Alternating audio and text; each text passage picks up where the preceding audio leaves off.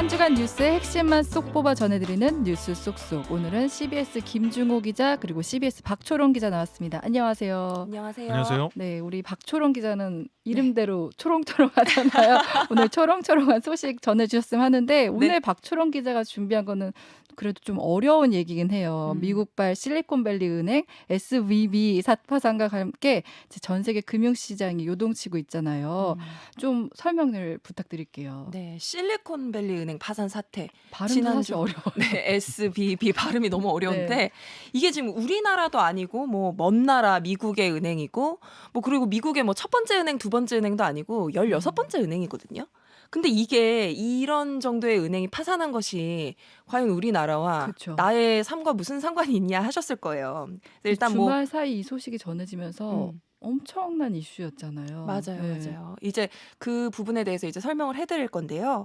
우선은 우리가 실리콘밸리 은행 파산 사태가 왜 일어났는지부터 네. 좀 말씀을 드리겠습니다. 음.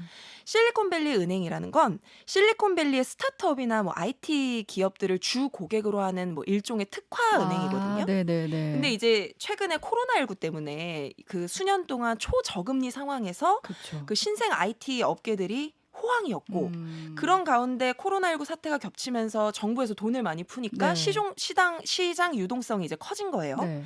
그러니까 실리콘밸리 은행의 예금 보유가 엄청나게 급증을 하게 됩니다. 그런데 실리콘밸리 은행은 이 많아진 예금 보유를 네.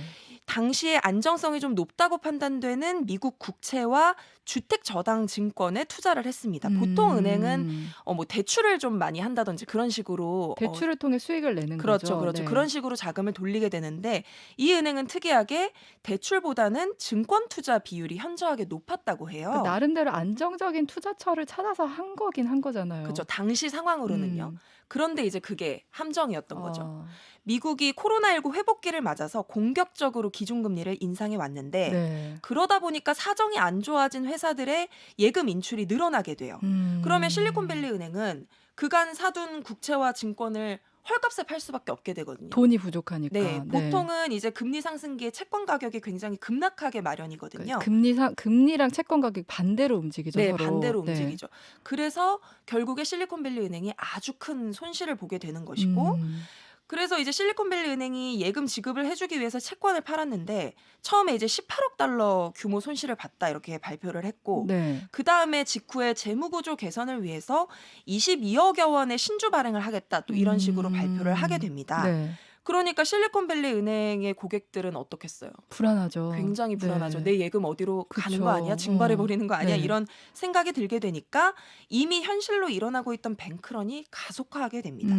그래서 시장 상황이 좋지 않다 보니 자금 조달에도 성공을 하지 못하고 결국에는 은행 폐쇄까지 가게 되는 것이죠. 그러니까 이번에 뱅크런 사태가 좀 특이했던 게 너무 좀 빨리 진행됐던 면이 있었어요. 네. 왜 그랬던 거예요? 그러니까 뱅크런이라는 게 네. 아시다시피 은행 파산으로 인해서 지금 돈을 잃게 된 고객들이 은행으로 달려가는 거잖아요. 네.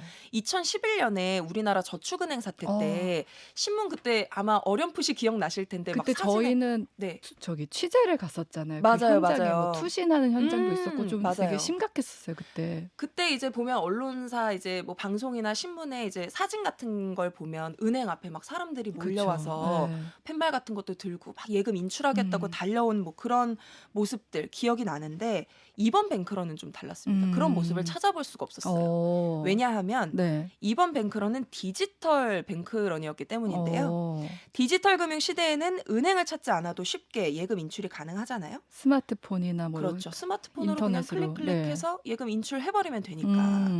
근데 이렇게 되면 금융당국이나 저축은행이 이거 위험한데 이렇게 사태를 파악하기도 전에 이미 예금 뱅크런이 가속화돼 버릴 수 있는 사태가 일어날 수밖에 없고 그러니까 대비를 할 시간이 없는 거죠. 대비를 할 시간이 아예 없죠. 상황을 전조 증상을 느낄 수가 없으니까. 그렇죠. 네. 그리고 이 실리콘밸리 은행이 고작 36시간 만에 파산을 했다고 하는데 36시간이면 하루 조금 지난 그렇죠. 시간이에요. 그 원인 중에 이제 크게 꼽히는 것이 바로 이 디지털 뱅크런이 꼽히고 있습니다. 네네. 실제로 그 실리콘밸리 은행이 지난 9일에 영업을 마감할 때까지 고객들은 총 420억 달러를 인출하려고 시도했고 네. 하지만 결국 36시간 만에 파산했다. 이런 얘기입니다. 그러니까 이게 스마트폰 때문에 이렇게 파산 시간이 당겨졌다 했을 때 이제 드는 생각이 '우리나라라면 어땠을까?' 이 생각이 드는 거예요. 우리나라도 우리나라요? 워낙 디지털 강국이고 또 스마트폰 보급률도 원체 높잖아요. 네. 뭐 한 반나절 만에 어.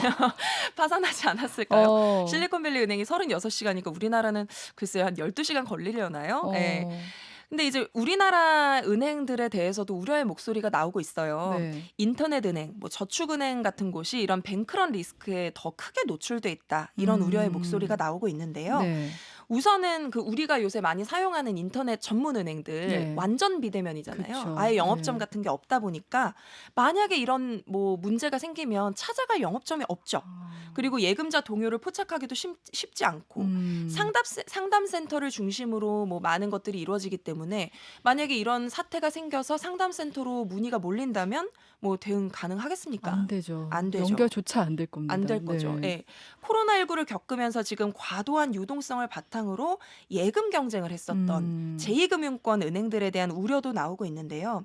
그때 기억나세요? 뭐 6%, 7%, 특판 같은 경우에는 뭐 10% 넘는 예금까지 막 맞아요. 출시를 하면서 그때 이제 뱅크런과 다르게 그때 이제 예금을 들기 위해 줄을 그것도 섰잖아요. 일종의 네. 뱅크런이었는데 그렇게 경쟁을 벌였던 제2금융권 은행들이 과연 건전성에 문제가 생길 경우에 실리콘밸리 은행처럼 그러면 그때 우리 정부는 고객들의 피해를 최소화할 수 있느냐, 은행은 이걸 핸들링할 수 있느냐, 네. 큰 문제죠. 그렇죠. 그리고 실리콘밸리 은행이 지금 고위험에 속하는 좀 벤처기업에 치중을 했었잖아요. 아, 네, 네. 그런데 국내 중소형 저축은행들이 최근 부동산 PF, 대출에 치우친 수익 구조를 보이는 경우가 있거든요. 네, 네. 그러니까 실리콘밸리 은행을 상기시키는 지점인데 지난해부터 사실 PF 대출 부실 우려가 계속 맞아요. 나왔는데 네, 네. 지난해 4조 5천억 원 규모로 대출이 이루어졌었다고 하는데 그 전년 대비 50% 넘게 지금 급증한 수치거든요. 그러니까 이것도 건전성에 대해서 우려의 목소리가 좀 나올 만하죠. 그러니까 SBB 사태를 우리 금융권을 보면은 우리 상황도 그렇게 좋지는 않다. 네, 좀 이제 불안한 반면교사 면이 삼아서 있다. 좀 대비해야 되는 몇 가지 지점들이 있는 거 아니냐. 네.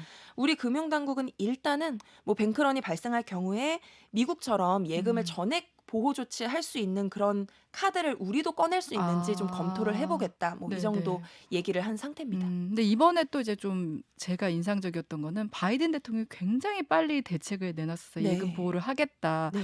그만큼 상황이 좀 심각하다고 봤던 건가요? 심각했죠. 네. 그러니까 실리콘밸리 은행 파산 직후에 뭐 가상화폐 거래소들을 주 고객으로 삼아서 환전 업무 등을 했던 실버게이트 은행 그리고 가상화폐 전문 은행인 시그니처 은행도 폐쇄가 됐어요. 네네네. 그러면서 이제 연쇄적으로 이런 폐쇄 현상이 일어나니까 상황이 급박해진 거죠. 그래서 미국 당국이 지난 월요일 현지 시간으로 우리 금융시장 개장 전에 아시아 금융시장 개장 직전에 대응책을 내놨는데 네. 주요 내용은 아까 잠깐 말씀드렸듯이 실리콘밸리 은행 고객들의 예금을 전액 보증하겠다 이렇게 발표를 한 겁니다. 뭐 네네. 예금자 보호 한도가 뭐 얼마든지 간에 이거를 전액 보증할 테니까 안심하시라 이런 건데 납세자 비용 부담도 없을 거고 뭐 여러 가지 이제 조건들을 많이 완화해서 정부가 책임지겠다고 얘기를 한 거예요. 네네네. 그리고 폐쇄된 시그니처 은행에 대해서도 같은 대책을 적용할 것이다. 이런 설명을 했는데요. 네. 그래서인지 지금 이번 주에 우리 시장은 좀 안정된 상태로 출발했어요. 그러니까 그게 좀 또 의외였어요. 저는 되게 긴장하고 그니까요. 있었거든요. 제가 네네. 경제부 기자다 보니까 주말 사이에 이 실리콘밸리 은행 이 소식을 듣고 월요일이 되면 증시 블랙 먼데이 네, 잘 얘기를 봐야지. 했어. 예. 이제 기사를 막 쓰겠구나. 근데 생각보다는 상승 출발했었던 걸로 상승 기억해요. 출발했었고 예. 검은 월요일은 사실 없었던 예, 것으로. 예. 뭐 그래서 코스피 지수가 오히려 전거래일 대비 소폭 올랐고 그런데 이제 화요일에 네. 미국의 2월 소비자 물가 상승률 CPI를 둘러싼 불안 심리까지 더해지면서 코스피 코스닥 지수가 급락했습니다. 네. 요동을 쳤어요. 이날 코스피가 지난해 9월 이후로 최대 낙폭으로 떨어졌고 코스피도 4%대 낙폭을 기록을 했습니다. 그러니까 월요일은 넘어갔지만 화요일에는 크게 떨어졌군요. 네. 그러니까 미국의 그 CPI 지수가 그날 밤에 이제 발표되기로 되어 있었거든요. 우리 시간으로. 그러니까 거기에 대한 불안감까지 겹치면서 이제 전 세계 금융시장의 어떤 그런 요동치는 현상이 우리나라 금융시장에까지 넘어오게 된 것이죠. 그 이후에 이제 계속 반등을 해서 가까스로 지금은 좀 뭐 안정을 빠졌다고 볼 수도 있는데 네네. 하지만 여전히 글로벌 금융 상황에 따라서 불안 심리가 완전히 없어지지는 않았다고 볼 수 있을 것 같아요. 그래서 네네. 여진이 좀 아직 남아 있을 수 있으니까 다음 음. 주도 증시가 롤러코스터를 탈지 한번 지켜봐야 될 것 같습니다. 지금 이번 사태로 뭐 미국 연준도 그렇고 우리나라 한국은행도 좀 고민에 빠졌다고 하잖아요. 네. 실리콘밸리 은행 파산 직후부터 연준이 그러니까 미국의 기준금리를 결정하는 곳인데 네. 이번 달 연방공개시장위원회에서 기준금리를 동결할 것이라는 관측이 힘을 얻기 시작했어요. 미국 시장에서 동결 확률이 높지가 않았거든요. 근데 네네. 50% 이상이 나올 정도로 그러니까 동결할 것이다라는 예측을 한 사람이 50% 이상이라는 거죠. 지난달까지만 해도 파월이 금리 인상 계속 할 것이다 네, 이런 할 메시지를 것이다라고 하면서 줬었거든요. 매파적인 네. 그런 입장을 계속 밝혔었는데 이 실리콘밸리 은행 파산 직후부터 갑자기 이 동결할 것이다라는 예측이 시장을 좀 점령을 하기 시작한 겁니다. 네네. 원래 이제 미국이 물가 상승률을 고려해서 소폭이라도 베이비 스텝이라도 금리를 인상할 것이라는 예상이 주를 이루던 상황이었는데 이 실리콘밸리 은행 파산 후폭풍이 확산이 될 수가 있으니까 이번에는 금리를 동결할 것이다 이런 예상이 나온 거고요. 네네. 그런데 그 화요일에 제가 아까 말씀드렸듯이 그 물가 상승 지표 CPI가 네.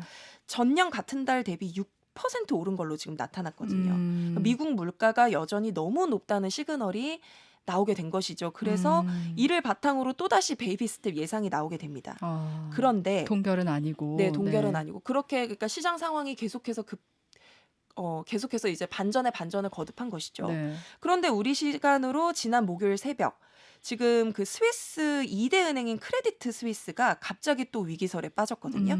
이게 실리콘밸리 은행보다 3배가량 자산 규모가 큰 은행인데 이것도 지금 금융시장을 강타하면서 공포심이 상당히 퍼져 있는 상황이에요. 그러니까 2008년에 리먼 브러더스처럼 네네네. 자칫하면 대형 은행도 붕괴할 수 있다. 이런 공포감이 퍼지고 있는 상황이기 때문에 언제 어디서 이 연쇄적인 금융 불안이 일어날지 알 수 없는 상황이 됐다. 그래서 연준이 정말 어떻게 해야 되냐 이런 고민에 빠질 수밖에 없는 상황이고 네네. 미국이 고민에 빠지면 한국은행도 그쵸. 고민에 빠지게 되죠. 네네. 우리나라 이제 통화 정책이 아무래도 미국의 영향을 받을 수밖에 없으니까요. 그래서 한은도 어떻게 대응할지 깊은 고민에 빠질 수밖에 없는 상황입니다. 그러니까 이번 주는 좀 무사히 넘겼다고 해도 이 위기가 언제든 나타날 수 있는 지금 상황이잖아요. 네, 굉장히 돌발적으로 나타날 수 있을 것 좀 같아요. 풍전등화 느낌도 나고. 근데 이제 풍전등화 얘기를 했지만